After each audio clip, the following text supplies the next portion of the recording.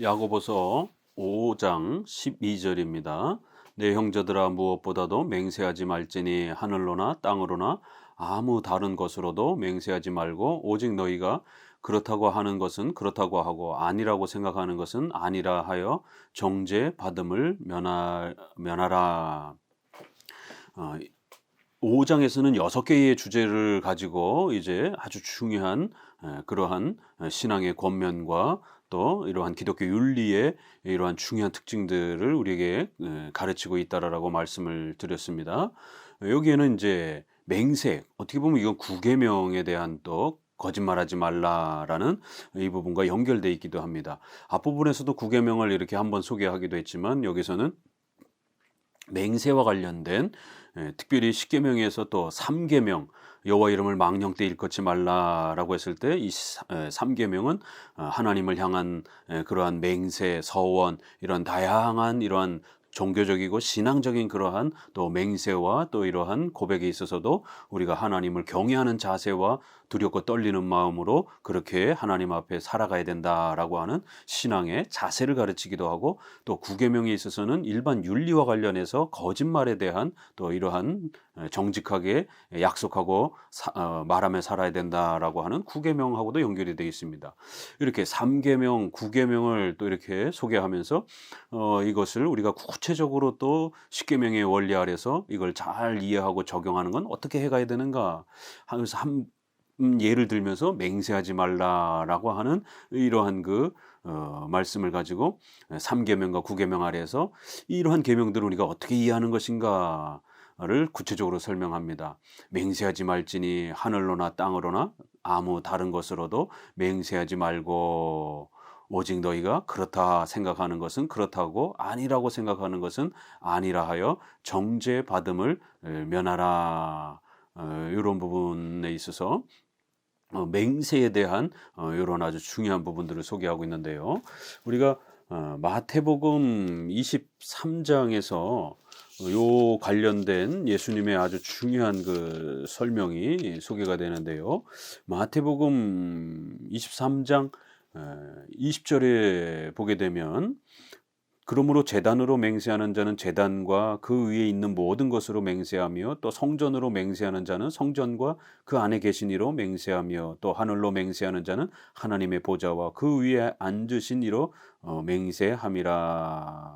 이러면서 그 18절에 너희가 또 이르되 누구든지 제단으로 맹세하면 아무 일 없거니와 그 위에 있는 예물로 맹세하면 지킬지니라 하는도다. 이렇게 바리새인들이 이 삼계명과 구계명을 이렇게 악용한 겁니다. 아주 절묘하게 그렇게 해서 맹세의 어떤 여러 대상들을 구별하면서 마치 이걸로 맹세하면 지켜야 되고 이걸로 맹세하면 안 지켜도 되는 것처럼 어떤 그런 차이가 있는 것처럼 이렇게 18절에 제단으로 맹세한다든가 또 그 위에 또 어떤 예물을 가지고 또 맹세할 때 어떤 차이가 이렇게 있는 것처럼 결국 맹세의 이 부분에 있어서 마치 거짓말을 정당화시키는 어떤 자기들의 부귀영화를 누리는 어떤 수단으로 사용하는 아주 이런 교묘한 방법에 또 이러한 삼계명과 구계명을 악용하는 그러한 형태들을 지적해내는 겁니다. 문자적으로 적용하는 것도 중요하지만 십계명이란 이렇게 전체가 골고루 서로 균형 있게 적용이 되어야 되지 그렇게 남용하는 방식으로 변형하는 방식으로 그렇게 하면 안 된다라는 것입니다.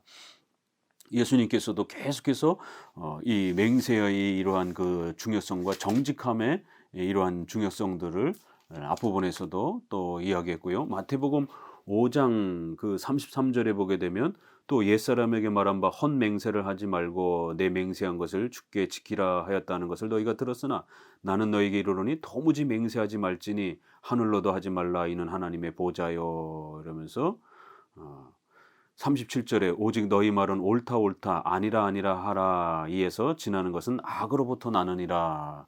그 이제 여기도 맹세하지 말지니라라는 이 말씀은 맹세 자체를 금하는 건 아닙니다. 5장 1절에 부 자체를 금지하는 건 아닌 것처럼 맹세는 종교적 맹세와 관련해서 우리가 웨스트민스터 신앙고백서 22장 맹세 서원을 항목을 장을 따로 구별할 정도로 맹세와 서원은 아주 굉장히 중요한 그런 도구입니다. 신앙적 도구로 쓰여지게 되면 우리가 세례받을 때, 성찬받을 때, 직분을 받을 때 모든 이러한 그 신앙 고백은 전부 다 맹세, 서약을 기초로 해서 이루어집니다. 또 우리가 결혼 서약이라든가 직장에 다니기로 서약한다든가 우리의 어떤 다양한 계약 관계라든가 이런 모든 부분들이 맹세와 서약으로 이루어져 있습니다. 그렇기 때문에 구계명에 있어서 이런 정직함의 맹세와 서약의 원리들은 우리 인간의 삶을 유지하는 아주 중요한 어떤 삶의 하나의 도구요 수단처럼 사용되어지는 그러한 그 성격이 있습니다. 그렇기 때문에 우리가 맹세를 안 하게 되면 우리가 신자로서의 신앙 고백도 할 수 없고 일상생활의 직장이라든가 이러한 부분에 활동도 할 수가 없는 것입니다. 서약하고 맹세하지 않는 사람을 우리가 어떻게 신자로 받아들일 수 있습니까? 회사에 와서 열심히 일하겠다라고 맹세하고 서약하지 않는 사람에게 우리가 어떻게 일거리를 맡길 수 있겠습니까?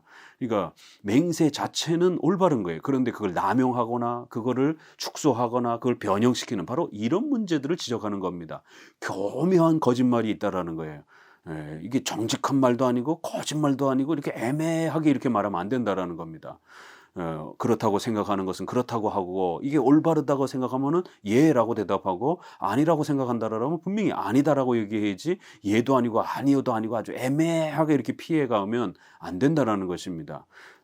바로 마태복음 5장에서도 우리가 이것은 맞다, 틀리다, 내가 할 수 있다, 할 수 없다 이렇게 올바르게 얘기를 해야지 이렇게 두리뭉실 애매하게 이렇게 말해서는 안 된다라는 것입니다.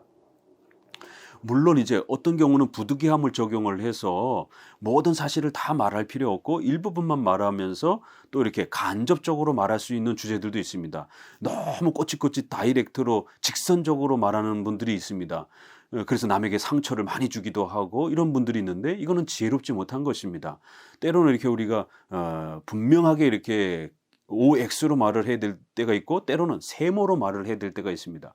그러나 그것은 부득이함 속에서 잘 살펴서 말해야 되고 또 비본질적인 그러한 부분에서 조금 더 허용이 되는 것이지 본질적인 그러한 부분에 있어서 신앙 고백을 하는데 믿는 것도 아니고 안 믿는 것도 아닌 이런 애매한 형태로 말을 하면 안 되는 것이고요. 또 어떤 생명과 관련된 부분에서도 애매하게 말을 해서도 안 되는 것이죠. 법정이라든가 어떤 이러한 사법적인 이런 부분에 있어서도 마땅히 애매하게 말을 해서는 안 되는 것이죠. 이렇게 구별이 필요하다라는 거예요. 이런 많은 지혜로움이 필요하다라는 겁니다. 그렇기 때문에 구계명과 관련해서도 이렇게 아주 놀라운 또 O와 X를 말하고 분명하게 그렇게 진리를 선명하게 말하는 이러한 자세가 구계명 아래서 필요하다라는 거예요. 그러나 또 부득이함 속에서 또 모든 사실을 다 말하지 않고 일부분만 말하고 또 이렇게 좀 둘러서 말을 하면서 사람의 마음을 또 이렇게 아프지 않게 하는 좀 이렇게 사람의 마음을 고려하고 배려하면서 분위기를 좀 살펴가면서 이렇게 다독거리면서 이렇게 간접적으로 말을 해야지 직선적으로 이렇게 모든 말들을 갖다가 매사에 그냥 전부 다 직선적으로 그렇게 다이렉트로 이렇게 말하는 것은 굉장히 어리석은 것입니다.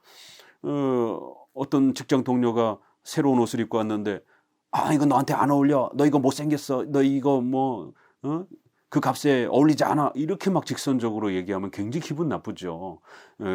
그것은 좀 더 우리가 이렇게 보는 관점에 따라서 그 자체가 정직일 수 있는 건 아닌 거예요. 그건 조금 더 보는 관점에 따라 세모가 발생할 수도 있는 겁니다. 다른 사람이 보기에는 훨씬 더 멋있어 보일 수도 있는 것이죠. 그러니까 그런 면에서는 좀 더 우리가 괜찮다, 잘 어울린다 이렇게 간접적으로 말해줄 수도 있는 겁니다. 그거는 타협하는 거나 그거는 거짓말을 하는 게 아닌 것입니다.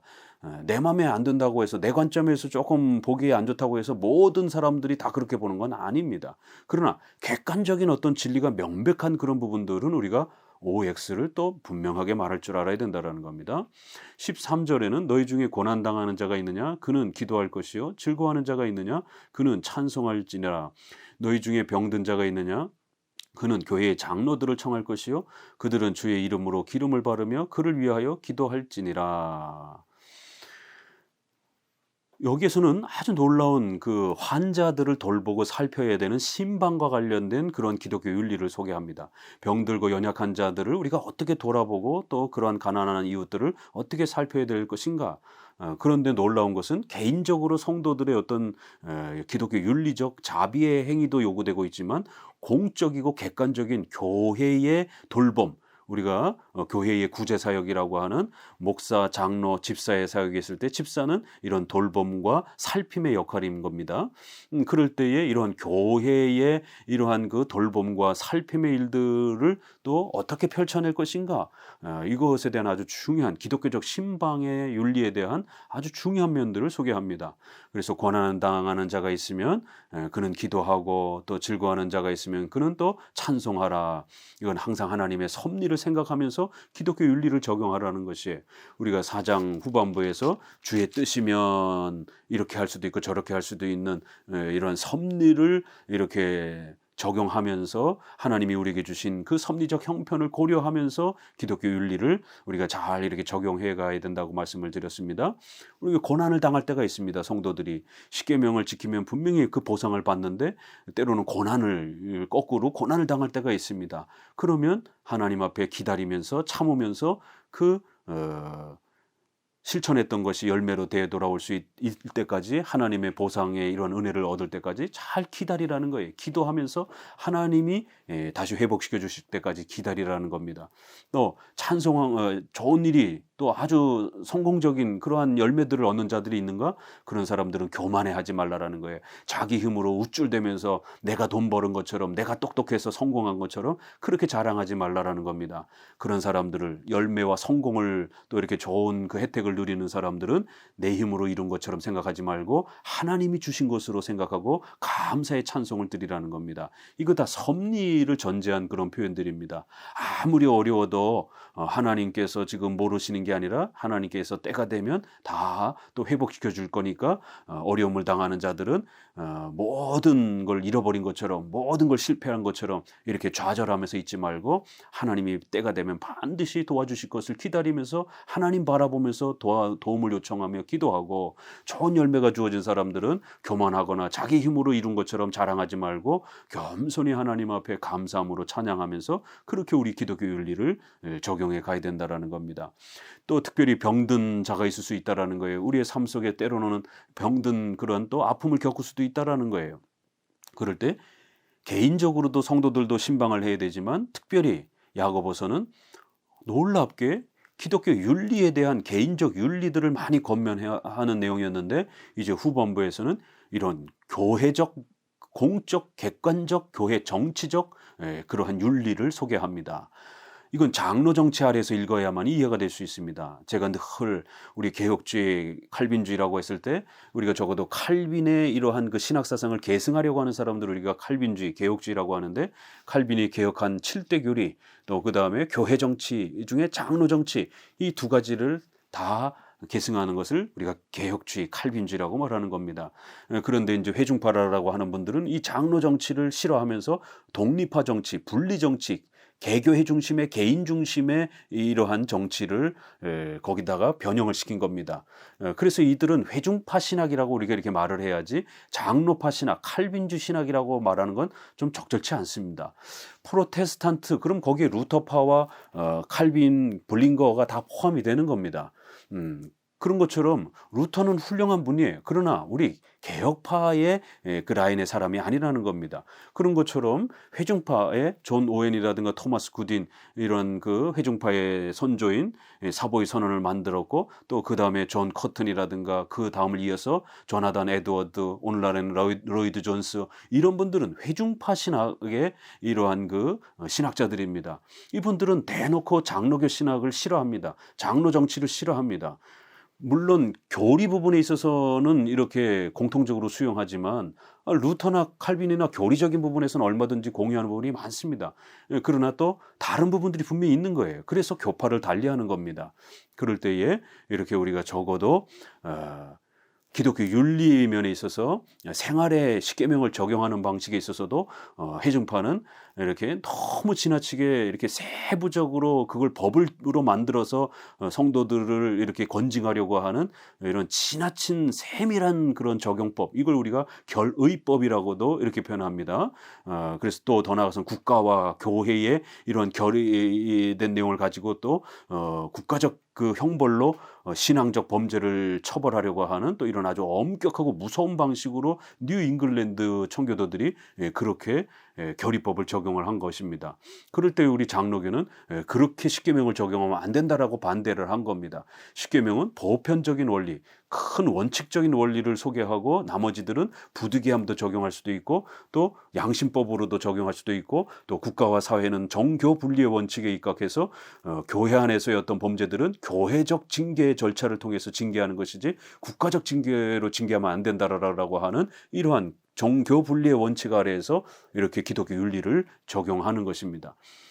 그리고는 장로 정치 아래에서 또 이렇게 살펴주는 객관적이고 공적인 그러한 윤리적 적용이지 개인의 그러한 자유에 입각하여서 자기 스스로가 모든 걸 결정하는 그런 회중파적 원리가 아니라는 겁니다. 여기도 병든 자가 있을 때 왜 장로들을 청하라라고 이렇게 요구하겠습니까? 개인들이 가서 기도해 주면 되지 왜 꼭 굳이 장로들을 청해서 교회의 장로들을 청할 것이요? 이렇게 장로들이라라고 하는 복수를 써서 이렇게 장로들을 요청해서 교회의 정치 질서에 도움을 요청해서 병든 자들은 그 장로들이 찾아와서 주의 이름으로 기름을 바르며 그들을 위하여 기도할 수 있도록 그렇게 도움을 받으라는 거예요. 그러면 하나님께서 의인의 간구는 역사하는 힘이 크다 이렇게 표현한 것처럼 하나님께서 그 병든 자를 치료해 주시고 고쳐 주시는 놀라운 역사가 있을 것이라는 겁니다. 회중파의 원리는, 경건주의 원리는 자기가 그냥 은사 받고 성령 세례 받아서 자기가 하나님 앞에서 병 고치면 되는 거예요. 그렇지만 장로교 원리는 장로들을 초청해서 교회 통치와 권징의 질서 아래에서 도움을 받으면서 그렇게 회복하라는 거예요. 하나님께서는 장로들을 세워서 그들의 도움을 받으면서 성도들의 병이 또 치료되고 회복되어질 수 있도록 그렇게 도와주시고 역사해 주시겠다라는 겁니다. 기름을 바르고 그랬을 때 요거는 구약에는 기름 부음을 받다 이렇게 해서 성령의 역사를 그렇게 외적인 그러한 기름 부음는 걸로 표현하기도 했기 때문에 이것은 장로들을 청해서 주의 이름으로 이렇게 기도할 때 성령의 도우심을 간절히 의지하면서 기도해라 이렇게 하는 해석도 있고 그냥 감람유라든가 이렇게 좋은 그 기름으로 상처를 바르면서 또 그러니까 일반 은총을 사용하는 거예요. 의료적인 그런 수단을 사용하면서 또 장로들을 불러다가 함께 하나님 앞에 간절히 기도하라는 겁니다. 그래서 의료적인 혜택과 수단을 이렇게 설명하기도 합니다. 그렇기 때문에 이렇게 우리가 일반 은총, 의료, 병원 이런 혜택들을 절대 죄악시 취급하지 않는다라는 겁니다. 근래에 코로나 때문에 이러한 그 진보적 개혁주의나 이런 쪽에서는 문제가 되지 않았지만 극단적인 또 보수 우파를 추종하는 또 이러한 계열에서 백신을 아주 죄악시 취급하면서 2년 안에 백신 맞으면 죽는다라고 하는 이런 음모론에 빠진 또 이러한 극단적 우파적 이러한 또 칼빈주의나 개혁주의자들 때문에 방역에 대한 이러한 전염병에 대한 대처에 있어서 성도들이 엄청난 피해를 당하고 고통을 겪은 것을 보게 됩니다. 이런 또 극단적 세대주의 경향을 받은 이러한 이원론이 강한 금욕주의적 성향이 강한 이러한 그 아주 정치적 부분에서 극우에 해당이 될 정도의 이런 그 우파적 그 개혁주의자들은 이원론주의적인 금욕주의적 성격이 너무 강해가지고 또 피해를 입힌 것입니다. 극좌에 해당이 되는 이런 아주 좌파적 칼빈주의를 추종하는 또 이런 부분들은 또 그들 나름의 문제가 있었던 것처럼 이렇게 기독교 윤리를 잘못 적용하면 이런 피해를 입는 것입니다. 그래서 반드시 기름을 바르며 이렇게 일반 은총의 의학이라든가 이런 것들은 의학적으로 판단하면 되는 거예요. 이런 의료적인 문제들에 대해서 목사가 너무 의료적 판단을 하면 안 됩니다. 그건 의사들에게 맡기면 되는 겁니다. 의료의 이런 혜택을 우리가 잘 사용해서 여러 이러한 의료의 도움을 받을 수 있다라면 얼마든지 사용하면 되는 것입니다. 개인의 그런 건강의 여부를 따라 여부를 판단하고 본인이 선택하면 되는 것입니다. 그걸 종교적인 어떤 신앙의 어떤 방향으로 목적으로 이렇게 강요하거나 또 이렇게 중지시키고 이러면 안 되는 것입니다. 장로 정치 아래서 일반 은총을 사용하면서 그들을 위하여 간절히 기도하라는 것이에요. 얼마나 멋있습니까? 이게 바로 장로 정치, 특별히 우리 장로교적 개혁주의, 칼빈주의의 이러한 또 기독교 윤리인 것입니다. 믿음의 기도는 병든 자를 구원하리니 주께서 그를 일으키시리라. 이렇게 분명히 고린도서에서 나타나는 것처럼 사도들은 개인이 병을 고치는 그런 독특한 은사를 가지고 있었습니다. 그러나 이제 그 이후로는 사도들이 죽으면서는 이러한 개인의 병 고치는 은사들은 중단이 되는 것이에요. 오히려 이렇게 장로들을 초청해서 장로들이 성도들이 합심하여 함께 간절히 기도하면 또 병이 나을 수도 있고 또 하나님의 섭리에 의해서 그 병이 또 오래 지속될 수도 있는 것입니다. 이렇게 초대 교회 당시에 1세기 당시에 하나님께서 교회적 질서 아래에서 이렇게 병 고치는 은사를 사용하지 않고 그저 유형교회 질서 아래에서 장로 정치 아래에서 이렇게 성도들의 병든 아픔들을 보살피고 헤아리는 이러한 도구들을 하나님 허락해 주신 것을 볼 수가 있습니다. 주께서 그를 일으키시리라. 혹시 죄를 범하였을지라도 사함을 받으리라. 어떤 경우는 우리가 섭리 속에서 고난을 받을 때 4가지 이유가 있다라고 말씀을 드렸습니다. 죄 때문에 우리 성도들이 어떤 어려움을 겪을 수 있습니다. 성화 때문에 어려움을 겪을 수 있습니다. 더 성장시키기 위해서 사탄의 공격 때문에 또 하나님의 영광을 위한 알려지지 않는 목적 때문에 우리 성도들이 고난을 받을 수 있습니다. 그 중에 첫 번째, 우리 성도들의 죄 때문에 어떤 질병이 찾아올 수도 있습니다. 그래서 병과 죄는 분명히 인과관계가 있습니다. 신명기 28장 22절에 보게 되면 죄를 지으면 여러 질병을 통해서 하나님이 우리를 채찍질하겠다라고 이렇게 하나님이 경고하십니다. 그래서 우리가 하나님 앞에 기도하고 또 교회 정치의 질서 아래서 또 이렇게 도움을 청하고 그럴 때에 우리의 또 죄악된 부분들 를 가지고 있다라면 그런 죄악된 내용들을 고백하면서 하나님 앞에 용서를 구하면서 이렇게 질병의 회복을 위하여 기도하면 하나님이 그 죄에 대한 부분도 용서해 주시고 육체에 대한 부분도 회복시켜 주실 것이다라는 것입니다. 그렇지만 조심해야 되는 것은 요한복음 9장 3절에 있는 것처럼 어떤 맹인에 대한 그 아픔을 이야기하면서 저 맹인 된 것이 부모의 죄 때문입니까? 저 사람의 죄 때문입니까? 이렇게 묻자 예수님은 부모나 그 사람의 죄 때문이 아니다. 바로 하나님의 영광을 드러내기 위한 그러한 4번째 목적 속에서 때로는 이런 아픔들이 일어난다. 왜냐하면 그리스도께서 기적을 행하시도록 그 사람이 아픔에 이런 것을 겪는 것이에요. 이렇게 때로는 죄와 상관이 없이 어떤 질병이 또 이렇게 찾아올 수도 있다라는 겁니다. 그렇기 때문에 코로나 시절에 누가 먼저 코로나를 걸렸다고 해서 그 사람이 무슨 특별한 죄를 지은 것처럼 이렇게 너무 특정화하고 세밀화 시켜가지고 마구잡이로 죄와 질병을 갖다가 극단적으로 원인과 결과로 이렇게 묶는 것도 잘못된 것입니다. 때로는 분명히 인과관계가 있을 수 있습니다. 그러나 모든 질병을 다 그렇게 묶어서는 절대로 또 안 된다라는 겁니다. 이런 부분들을 이렇게 잘 균형 있게 살펴야 됩니다. 질병의 원인은 우리가 원죄 때문에 인간은 그 죄의 결과로서 연약한 육체가 되었고 그래서 많은 바이러스와 공격을 받는 것이에요. 인간의 질병 이러한 또 바이러스 이런 것들은 원죄 때문에 모두에게 찾아올 수 있는 거예요. 그래서 코로나도 목사님도 걸릴 수 있는 것입니다. 그런 원인이 있고 두 번째로는 개인적으로 범죄에서 어떤 질병이 찾아올 수 있는 자범죄를 범했을 때에 또 이렇게 생활죄를 범했을 때 그 개인에게만 적용이 되는 또 그러한 특수성도 있는 것입니다.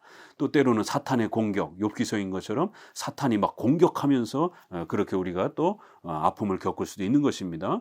이렇게 여러 각도로 살펴야지 무조건 죄, 질병 이렇게만 살피는 이러한 그 기복주의 방식은 큰일 나는 것입니다. 그러므로 너희 죄를 서로 고백하며 병이 낫기를 위하여 서로 기도하라. 의인의 간구는 역사하는 힘이 크다. 엘리야는 우리와 성정이 같은 사람이로되 그가 비가 오지 않기를 간절히 기도한즉 3년 6개월 동안 땅에 비가 오지 아니하고 다시 기도하니 하늘이 비를 주고 땅이 열매를 맺었느니라. 그렇게 해서 장로들을 청하고 또 그 병자는 개인의 어떤 죄의 문제가 있는지 혹시 하나님 앞에 깊이 자신의 죄를 돌아보면서 또 하나님께 용서를 구하고 그리고는 이제 함께 합심하여 열심히 기도하라는 거예요. 그리고 기도할 때에 너희 죄를 서로 고백하고 이 부분을 이제 잘못 오해하게 되면 로마 가톨릭이 고해성사로 요거를 그렇게 이 구절을 끄집어냈습니다. 병 낫기를 위하여 그렇게 또 기도하라, 또 장로들을 청하라, 의사를 청하는 게 아니라 장로들을 청했다 이러면서 또 요 구절은 일반 은총의 의료를 무시하는 이런 아주 극단적 또 이런 신비주의나 경건주의자들이 은사주의자들이 봐라 장로들을 청해서 우리가 치료의 기도를 구해야지 병원을 사용하면 안 된다. 이제 이런 금욕주의자들의 이런 극단적 해석도 있었고 또 로마 가톨릭은 봐라 여기 사제들을 청했다. 그리고 기름을 바른다. 그리고 그들의 죄 용서를 위해서 고해성사를 해야 되고 그들을 위해서 기름을 발라주라. 여기에 이제 종부성사라라고 하는 종유성사라라고 하는 병자를 위해서 기름을 바르면서 죄 용서를 위해서 기도하는 카톨릭의 칠성례 중에서 죽음을 앞두고 있는 사람에게 기름을 바르면서 그의 죄를 용서하는 그러한 칠성례가 있습니다. 이건 8세기 정도에서 로마 카톨릭이 처음으로 병자에게 기름을 바르면서 이렇게 죽어가는 사람의 죄를 용서하는 이런 일이 벌어졌고 이것이 12세기 이후에 이제 카톨릭의 칠성례로 완전히 굳어져 버렸습니다. 이건 잘못된 해석이고요. 너희 이 죄를 서로 고백하라라고 하는 엑소몰로게이스테 이런 그 헬라어입니다. 엑썸몰로 게이스테라고 하는 서로 고백하라. 영어 성경 정도에서는 confess라고 하는 단어를 씁니다. 그리고 to one another 이렇게 고백하는 정도예요. 표현하는 정도인데, 그러니까 교회의 어떤 고해 성사를 말하는 게 아니라 교회의 장로들을 청하고 그 장로들에게 자신이 하나님 앞에 어떤 범죄를 범했는지 또 자신의 연약함이 얼마큼 지금 병이 심각한지 또 그래서 이렇게 기도로 도와달라고 이렇게 도움을 요청하는 그러한 모습을 서로 그 너희 죄를 서로 고백하며 이렇게 되어 있는 거예요. 그러나 원문을 보게 되면 너의 죄를 고백하라 이런 그 병자의 그 부분이 훨씬 더 강합니다. 그래서 그 병자가 자신의 죄도 고백하고 자신의 어려움도 하소연하고 또 도움을 요청하는 그런 부분에 있어서 도움 요청의 고백을 장로들에게 도와달라라고 이렇게 요청해라라는 이런 표현이지 이거를 장로들에게 죄를 사해달라라고 하는 고해성사 개념도 아니고요.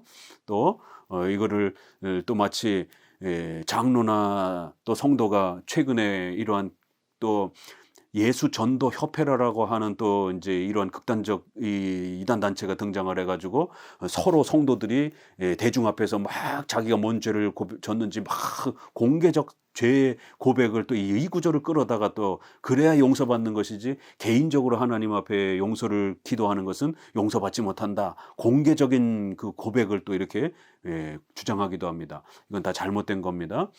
요런 그 교회의 장로들의 도움을 받는 것은 사제들의 그 계급적 죄를 용서하는 면제적 권한의 그런 성격은 아닙니다. 그렇다고 또 공개적인 그 죄 고백의 어떤 그런 성격도 아닙니다. 이것은 장로 정치 아래서 장로들을 세워주셨기 때문에 하나님이 그 장로들을 병자가 요청해서 장로들에게 신앙의 권면, 신앙의 위로를 주도록 도움을 요청하는 그런 차원에서의 고백을 말하는 거예요. 그래서 칼빈은 요거를 잘 적용해서 예배 순서에서 사제 선언이라고 하는 항목을 넣어서 사용하기도 했습니다.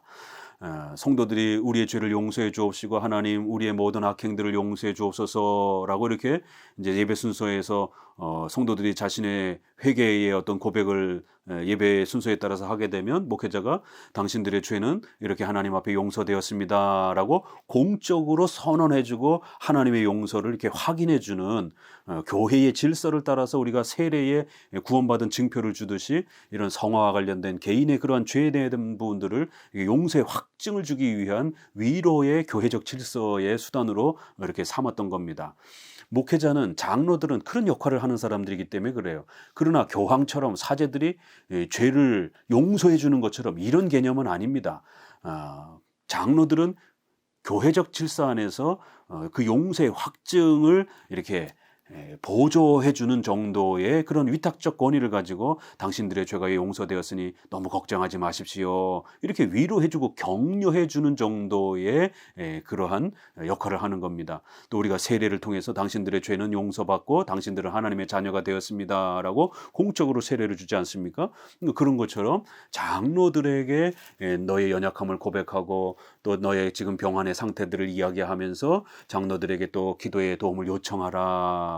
그래서 서로가 합심해서 간절히 기도해라. 그러면 하나님께서 우리 교회의 이러한 간구들을 들으시고 병을 고쳐주시는 역사가 일어날 것이다 라고 이렇게 말하면서 또 그 예로 엘리야를 소개하면서 구약의 엘리야도 우리랑 동일한 이런 사람이었는데 이렇게 하나님 앞에 기도할 때 얼마나 놀라운 은혜와 도움을 받았느냐 이러면서 두려워 떨지 말고 이렇게 또 성도들이 어려움에 처했을 때 교회적 질서를 통해서 우리 기독교의 윤리에 도움을 또 받으라는 것입니다. 마지막 19절에는 내 형제들아 너희 중에 미혹되어 진리를 떠난 자를 누가 돌아서게 하면 너희가 할 것은 죄인을 미혹된 길에서 돌아서게 하는 자가 그의 영혼을 사망에서 구원할 것이며 허다한 죄를 덮을 것임이라. 이 마지막 절도 상당히 파격적인 것이죠. 이단에 빠져 있는 이러한 사람들을 방치하지 말고 미혹되어 진리를 떠난 사람들을 이렇게 잘 또 살피면서 전도하고 또 교회에서 출교된 사람들 잘못된 교리를 주장하다가 출교된 사람들을 방치하지 말고 또 그런 사람들을 잘 돌아봐서 이렇게 올바르게 또 회개하고 돌아오게 하면 그 죄악에 빠졌던 사람들이 구원을 받을 것이고 그들의 모든 죄들이 또 하나님 앞에 용서받으면서 정상적 교회 생활을 할 수 있게 된다라고 하면서 결국 마지막 내용도 이러한 십계명을 잘못을 범했을 때에 징계를 받았을 때 그 징계를 어떻게 회복하는지 해벌 절차에 대한 우리 장로 정치의 아주 중요한 그런 요소입니다. 그래서 출교를 통해서 징계하고 쫓아냈다 할지라도 또 이단의 이러한 그 판정을 받았다 할지라도 그들에게도 또 전도할 수 있도록 또 출교된 자들이 회개할 수 있도록 장로들을 청해서 이 앞에 이러한 구절의 연속에 따라 그 장로들이 끊임없이 권면하고 회개할 수 있도록 그들을 또 훈계하고 이렇게 해서 그들이 돌아설 수 있도록 회개하도록 그렇게 많은 노력을 해야 된다라는 거예요. 이렇게 기독교 윤리란 한 번 징계하고 끝이 아니라는 겁니다. 그 징계하고 나서 또 돌이키고 고칠 수 있도록 많은 노력들을 해야 된다라는 겁니다. 그러면 이러한 교회적 질서를 통해서 회개의 기회를 얻게 되고 그래서 그들이 회개하고 돌아서게 되면 하나님 앞에서 다시 또 신앙생활을 시작할 수 있는 또 귀한 기회를 얻게 될 것이다 라고 이렇게 소개를 합니다. 오늘 야고보서를 마치면서 기독교 윤리, 기독교 문화관 또 거기에 중심인 십계명이 어떻게 작동되는지에 대한 이런 다양한 많은 내용들 또 그 십계명을 적용하는 데 있어서 구체적인 또 네 가지의 세밀한 적용법들 이런 부분들을 살피면서 특별히 우리 장로교, 개혁주의가 또 장로 정치 아래에서 교회의 권징이라고 하는 또 이러한 장로 정치 질서 아래에서 우리 기독교인들의 윤리를 사적으로 또 공적으로 어떻게 보살피면서 성도들을 성장시켜야 하는지에 대한 아주 중요한 기독교 윤리를 또 이렇게 야고보서를 통해서 배워봤습니다. 감사합니다.